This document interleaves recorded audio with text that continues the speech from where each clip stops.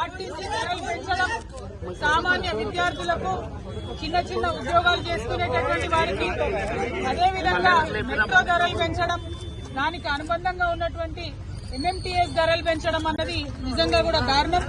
ఎందుకంటే ఆదాయ మార్గాలను పెంచుతామని చెప్పి, ఉద్యోగాలు ఇస్తామని చెప్పి, అనేక కళ్ళబొల్లి మాటలు చెప్పి అధికారంలోకి వచ్చి 18 నెలలైనా కూడా ఆ కార్యక్రమాలు ఏం చేయకుండా కేవలం ఇప్పుడు మళ్లీ సామాన్య ప్రజల మీద భారం వేస్తూ ధరలు పెంచడాన్ని మేము చాలా తీవ్రంగా ఖండిస్తా ఉన్నాం. ఇవాళ అందుకోసమే బస్ భవన్ దగ్గర ధర్నా చేయడం జరిగింది.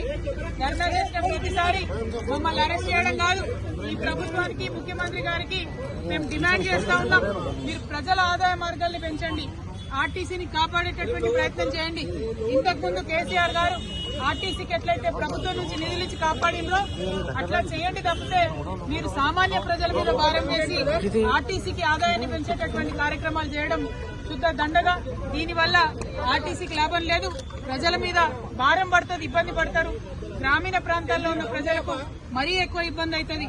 ఇప్పటికే మహిళలకు ఇబ్బంది అవుతుంది, బస్సులు ఎక్కే పరిస్థితి లేదు, మగవాళ్ళు టికెట్ కొనుక్కున్నా కూడా నిలబడే పరిస్థితి లేదు, కూర్చునే పరిస్థితి లేదు, నిలబడే ప్రయాణం చేయాల్సినటువంటి పరిస్థితి ఉంది.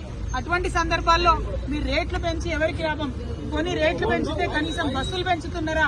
ఒక సీట్ అన్నా ఉన్నదా కూర్చోవడానికని టికెట్లు కొనే ప్రయాణికులు ప్రభుత్వాన్ని ప్రశ్నిస్తున్నారు. అవేమి చేయకుండా కేవలం మీరు రేట్స్ పెంచడం చాలా దారుణం. ఈ వైఖరిని మేము ఖండిస్తున్నాం. మీ రేట్లు తగ్గేంత వరకు కూడా మేము ఉద్యమిస్తామని సందర్భంగా తెలియజేస్తా ఉన్నాం.